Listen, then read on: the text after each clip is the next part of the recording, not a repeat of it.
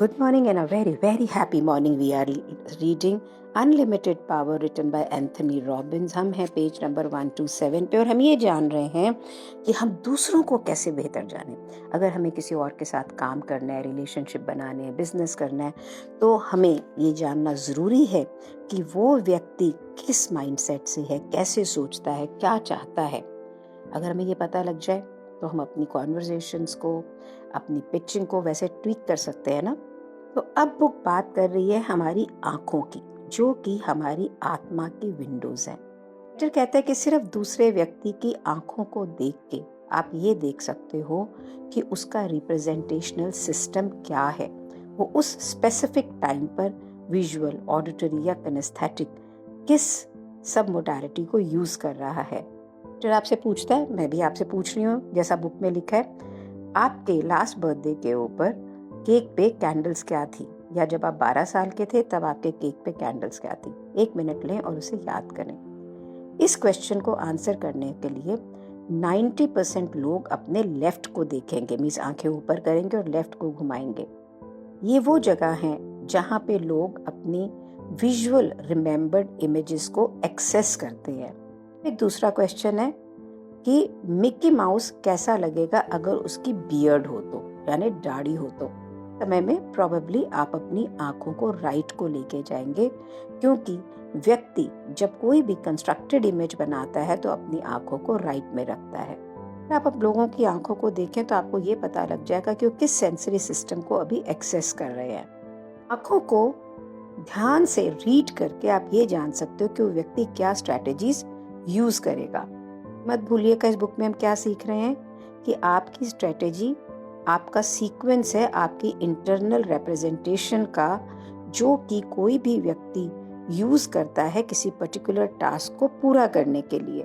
Book में एक chart दिया गया है और राइटर का ये कहना है कि अगर आप इसे अच्छे से अंडरस्टैंड कर लें, किसी व्यक्ति की आंखों की मूवमेंट को ऑब्जर्व करें, ऐसे क्वेश्चन पूछें ताकि वो कुछ याद कर सके पुराना, कोई साउंड से, फीलिंग से, इमेजेस से, ताकि उसकी आंखें हर क्वेश्चन पे कहाँ जाती हैं, तो आप वेरीफाई कर सकते हैं क्या सोच रहा है। और अभी इस चार्ट को समझ के आपको ये भी पता लग जाएगा कि चार्ट वर्क कैसे करता है। अब जब आप आगे सुनिएगा तो आप एक नोटबुक और पेन लीजिए, क्योंकि ये एक्सरसाइज आप लोगों के साथ करेंगे तो आपको बेटर है। विजुअल रिमेम्बर्ड पिक्चर्स, उनको पाने के लिए आप ऐसे क्वेश्चन पूछ सकते हैं, हमारे घर के अंदर कितनी विंडोज हैं। जब आप सुबह उठते हैं तो सबसे पहले आप क्या देखते हैं। जब 16 साल के थे तो आपका कोई बॉयफ्रेंड या गर्लफ्रेंड कैसा दिखता था। कि घर का सबसे डार्केस्ट रूम कौन सा है। हमारे दोस्तों के अंदर सबसे शॉर्ट हेयर कौन से हैं। हमारे टीचर का हेयर कलर कैसा है। ये सारे क्वेश्चन पूछेंगे तो आप विजुअली रिमेम्बर्ड पिक्चर्स जो पहले से आपके माइंड में स्टोर हुई हैं, कहाँ जाएंगी आंखें, लेफ्ट को। अब विजुअली कंस्ट्रक्टेड पिक्चर्स यानी इमेजिनेशन से आप कुछ बनाएंगे। आप कैसे लगेंगे अगर आपकी 3 आंखें हो तो। सोचिए एक पुलिसमैन जिसका सर के ऊपर शेर का सर हो और उसकी पूंछ पे खरगोश की पूंछ लगी हो और उसके ईगल के विंग्स हो। इमेजिन करो स्काई लाइन आपके शहर की एक धुएं की तरह उड़ रही हो। क्या तुम अपने आप को गोल्डन बालों में देख सकते हैं। मीन्स ऐसे प्रश्न जहां पर उसको इमेजिनेशन करके एक कुछ क्रिएट करना हो। एक पे विजुअल ऑलरेडी याद की हुई चीजें बना रहे, हम रिकलेक्ट कर रहे हैं, और दूसरे के अंदर इमेजिनेशन से क्रिएट कर रहे हैं। इसी प्रकार से प्रश्न जो ऑडिटरी रिमेम्बर्ड यानी जो हमने पहले ऑलरेडी सुना हुआ है, वो कौन सी चीज थी जो सबसे पहले आपने आज सुबह बोली, वो आज आपने सबसे पहली चीज सब किसी और को क्या कहा। अपना सबसे फेवरेट सॉन्ग बताओ, उसका नाम जब आप छोटे थे। प्रकृति की कौन सी आवाज आपको सबसे ज्यादा पसंद है। जो कविता है Mary had a little lamb, उसका 9th वर्ड क्या है। अपने माइंड में अपने फेवरेट सॉन्ग को सुनो। हमारे घर का कौन से दरवाजा बंद करने से सबसे ज्यादा आवाज आती है और किसमें सबसे कम। ऑलरेडी याद की हुई आवाजें हैं। लिटरली कंस्ट्रक्टेड यानी इसको आपको क्रिएट करना है। तुम्हें कोई भी क्वेश्चन अब्राहम लिंकन को पूछना है, जॉन एफ कैनेडी को पूछना है, what question would you ask. अगर कोई आपको ये पूछता है कि न्यूक्लियर वॉर की पॉसिबिलिटी को आप कैसे कम कर सकते हैं, तो तुम क्या बोलोगे? इमेजिन करो कि गाड़ी का जो हॉर्न है वो एक बांसुरी की तरह बोलता हो। इसके अंदर उसे एक इमेजिनेटिव आवाज को सुन के बताना है। ऑडिटरी इंटरनल डायलॉग, ये जो हमारे मन में चिक चिक चलती है, उसके अंदर हम क्या सुन रहे हैं। Repeat this question to yourself on the inside, what's most important to me in my life now. Means इस प्रश्न को आपने अभी जैसे सुना है उसको अंदर सुनिए, अपने आप को अंदर ही अंदर बोलिए, बिना मुंह से बोले हुए। किनेस्थेटिक यानी हम जो अपनी स्किन के द्वारा फील करते हैं, महसूस करते हैं। Imagine the feeling of ice melting in your hand. आप हाथ में बर्फ रख के इसको इमेजिन करो। मॉर्निंग में आप जैसे ही बेड से निकलते हैं कैसा फील करते हैं। अगर लकड़ी का टुकड़ा सिल्क में बदल जाए तो आपकी क्या फीलिंग होगी। आपने उस समय ओशन के पानी को, समुद्र के पानी को छुआ तो कितना ठंडा था। अरे घर का कौन सा कारपेट बिल्कुल मुलायम है। इमेजिन आप एक बहुत ही बढ़िया गर्म पानी से नहा रहे हैं। ये जान लीजिए अगर उस व्यक्ति की आंखें लेफ्ट को जा रही हैं तो वो अपनी मेमोरी के अंदर से कुछ याद करने की कोशिश कर रहा है। अगर वो लेफ्ट कान की तरफ जा रहा है तो वो उसने कुछ सुना है। अगर उसकी आंखें नीचे को राइट को जा रही हैं तो वो अपने रिप्रेजेंटेशनल सिस्टम में से किनेस्थेटिक पार्ट को यानी महसूस करने पार्ट को एक्सेस करने की कोशिश कर रहा है। राइटर कहता है पेज नंबर 131 पे कि अगर आप कुछ याद करने की कोशिश कर रहे हैं और नहीं कर पा रहे हैं, उसका कारण ये है कि आप अपनी आंखों को उस पोजीशन में नहीं लेके आ रहे जो आपको एक्सेस दे जहां पर वो इंफॉर्मेशन है। अगर आप कुछ दिन पहले की कोई चीज़ को याद करने की कोशिश कर रहे हैं और आंखों को राइट में रख रहे हैं तो वो आप याद नहीं कर पाएंगे। लेकिन अगर आप उसको लेफ्ट में रख आएंगे तो आप ये देखोगे कि आप इस इंफॉर्मेशन को आप रैपिडली याद कर पाओगे। एक बार आपको ये पता लग गया कि मेरे को कोई भी इंफॉर्मेशन याद करने के लिए अपने ब्रेन में कहाँ देखना है तो आप उसको बहुत आराम से और इजीली देख पाएंगे। 5 से 10% लोगों के लिए ये रिवर्स्ड भी हो सकता है कि लेफ्ट की जगह राइट हो, राइट की जगह लेफ्ट हो, जैसे कि लेफ्ट हैंडेड जो लोग नहीं होते हैं उनकी तरह से। बातों को समझना इसलिए ज़रूरी है ताकि एक तो हम उसे पावरफुली यूज़ कर सकें अपनी लाइफ के अंदर और दूसरे लोगों को जान सकें। राइटर कहता है कि अगर कोई व्यक्ति चेस्ट से सांस ले रहा है तो वो विजुअली सोच रहा है। अगर उसकी सांस बिल्कुल इवन है डायाफ्राम से पूरे चेस्ट से तो वो ऑडिटरी मोड पर है। बहुत ही लो ब्रीदिंग है, स्टमक से ब्रीदिंग है तो वो अपनी किनेस्थेटिक जो सब मोडालिटीज हैं उसको एक्सेस कर रहा है। तीनों लोगों को आप ऑब्जर्व करें और देखें कि वो कैसे ब्रीथ कर रहे हैं। इसी तरह से वॉइस बहुत ही एक्सप्रेसिव होती है।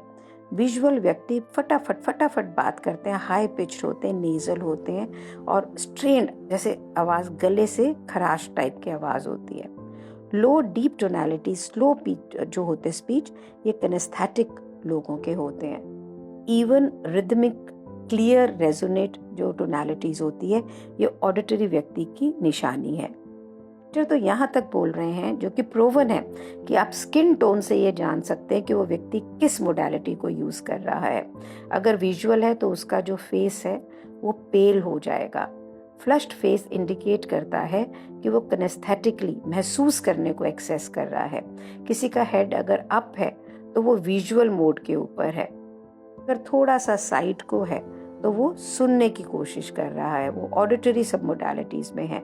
अगर वो नीचे की तरफ है और नेक के मसल रिलैक्स्ड हैं तो वो किनेस्थेटिक है। आई होप आप ये सारा लिख रहे हो ताकि आप इसको समझ सकें। मुझे भी 2 बार 3 बार लगा पढ़ने को, तब पूरा अच्छे से समझ में आया। ये हम क्यों कर रहे हैं? ताकि आप मिनिमम कम्युनिकेशन के साथ बिल्कुल क्लियर अनमिस्टेकेबल क्यूज पा सकें कि सामने वाला व्यक्ति का माइंड कैसे काम कर रहा है, कैसे मैसेजेस को वो यूज करता है, कैसे वो उनको रिप्रेजेंट करता है। आपको राइट क्वेश्चन समझने, सुनने, पूछने आने चाहिए। याद रखिएगा कि हर चीज के लिए स्ट्रैटेजीज हैं, एक करने का तरीका है। कुछ खरीदना है, कुछ बेचना है, मोटिवेटेड होना है, for being in love, for being attracted to people, for being creative, जो कहता है कि सबसे अच्छा तरीका सीखने का ये है कि आप सिर्फ ऑब्जर्व ना करें, आप इसे करें, को साथ में लें और उसके साथ में इन एक्सरसाइज को करिए। आप इस स्ट्रैटेजी को जानने का इफेक्टिव यूज करना चाहते हैं तो सबसे पहले जिस व्यक्ति को आप जानना चाह रहे हो उसको एक एसोसिएटेड स्टेट में लाएं, यानी एक रिलेशनशिप, एक कनेक्टिविटी वहाँ पे होना चाहिए। जब ये कनेक्टिविटी होती है ना तो फिर आपको बिल्कुल पता लगता है कि वो किन स्ट्रैटेजीज को यूज कर रहा है। वो बोल के नहीं करेगा तो भी नॉन वर्बली IQ मूवमेंट से, बॉडी के चेंज से, स्किन के चेंज से आप जान पाएंगे कि वो किन स्ट्रैटेजीज को यूज कर रहा है। और अगर आप किसी भी व्यक्ति की स्ट्रैटेजी को समझना चाहते हैं जब वो आपसे पूरी तरह से एसोसिएटेड नहीं है, तो पेज नंबर 133 पे लिखा ये बिल्कुल वैसे ही है जैसे कि टोस्टर के में प्लग नहीं लगा हुआ है, वैसे कि आप कार को बिना बैटरी के चलाने की कोशिश कर रहे हैं। यहाँ पर कोई भी इंटेलेक्चुअल डिस्कशन का स्कोप नहीं है। आप ये चाहते हैं कि लोग की जो भी अवस्था है वो उसको जो एक्सपीरियंस कर रहे हैं उसको आपको समझ में आए, जो भी वो प्रोड्यूस कर रहे हैं। दोबारा से राइटर आपको ये याद करा रहा है कि आप ये याद रखिएगा, ये सब स्ट्रैटेजीज एक रेसिपी की तरह है। आप एक कुक से मिलते हैं जो ग्रेटेस्ट केक दुनिया का बनाता है, लेकिन आप बहुत डिसअपॉइंटेड होंगे अगर आपको ये ना पता हो कि वो एग्जैक्टली इसे बनाता कैसे। वो शायद अनकॉन्शियसली कर रहा है ना। तो अगर आप उसको क्वेश्चन पूछोगे कि भाई कितना इंग्रेडिएंट अमाउंट का डाला है, तो कहेगा पता नहीं, थोड़ा सा ये डाल देता हूँ, थोड़ा सा वो डाल देता हूँ। तो इंस्टेड कि वो आपको बताए, अगर वो आपको दिखाता है किचन के अंदर कि वो किस प्रकार से पूरा बना रहा है, तो आपको क्या करना होगा, आप हर स्टेप का एक नोट लेंगे, है ना। उससे पहले कि वो उस डिश के अंदर थोड़ा सा ये डाल रहा है, थोड़ा सा वो डाल रहा है, आप इमीडिएटली उसको लेके ग्रैब करेंगे, उसे मेजर करेंगे और फिर इस पूरे प्रोसेस को देख के, सारे इंग्रेडिएंट को नोट करके, अमाउंट्स को नोट करके एक सिंटेक्स क्रिएट करेंगे, एक ऑर्डरली तरीका क्रिएट करेंगे और फिर इस रेसिपी से आप फ्यूचर के अंदर उस केक को डुप्लीकेट कर सकते हैं। इसी तरह से किसी भी व्यक्ति को ये जानना, उसकी स्ट्रैटेजी को इलस्ट्रेशन करना इज एग्जैक्टली द सेम। आपको उस व्यक्ति को दोबारा उसी तरह से जैसे कुक किचन में है वैसे ही लेके जाना पड़ेगा ताकि वो उस पर्टिकुलर स्टेट को एक्सपीरियंस करे। और फिर आपको ये देखना होगा कि ऐसा क्या हुआ कि वो इस अवस्था में है। अगर वो आपकी बात नहीं मान रहा है, अगर वो आपसे एंग्री है, तो वो क्यों है? क्या उसने कुछ देखा था उससे है, क्या उसने कुछ सुना था उससे है, या कुछ छुआ था उससे है? तब तो आपको पूरी बात बता रहा है, उसको आप ध्यान से देखें और प्रश्न पूछें, अगली चीज क्या थी जिसके कारण तुम इस अवस्था में हो। सारी कॉन्वर्जेशन पता है हमें कहाँ लेके जा रही है, लोगों को अंडरस्टैंड करने के लिए। अब जब मैं इस बुक को पढ़ रही हूँ तो मुझे ना बहुत सारे मेरी लाइफ के इम्पॉर्टेंट इंसिडेंट्स जो हुए और शायद मैं जिनसे बहुत अपसेट भी हुई, मैं उनको एनालाइज कर रही हूँ कि ऐसा क्या था कि मैं अपसेट हुई। मोस्ट ऑफ द थिंग्स के अंदर विजुअली मैंने जो फेस पे एक्सप्रेशन देखे और इवन उनके टोन सुने, तो I am more auditory, I am more visual person, I am mix of both.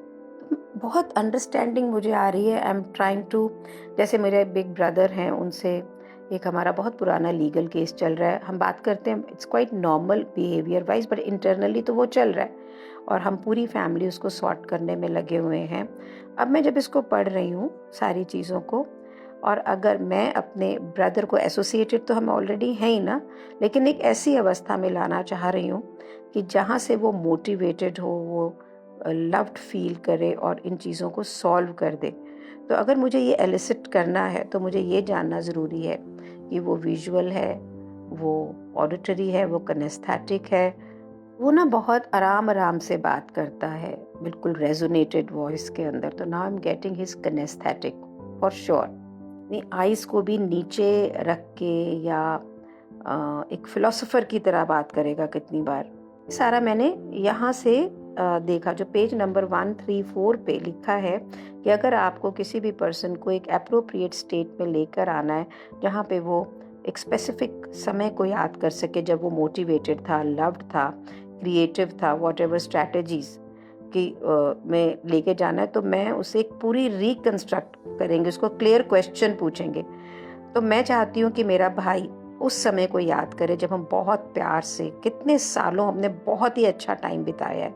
Have to ask him questions regarding what he saw, heard and felt at that time, और उसको उस सब modalities में लाके picture, sound और sensations को याद करवा के of the picture, tone of the voice से उस प्यार के लिए मोटिवेट करा के, and then when we are going to talk about कि हम इस मैटर को क्लियर कर दें. I am 64, he is nearing 60, my elder brother is 69, we are all getting old and it is more important to solve it for our next generation.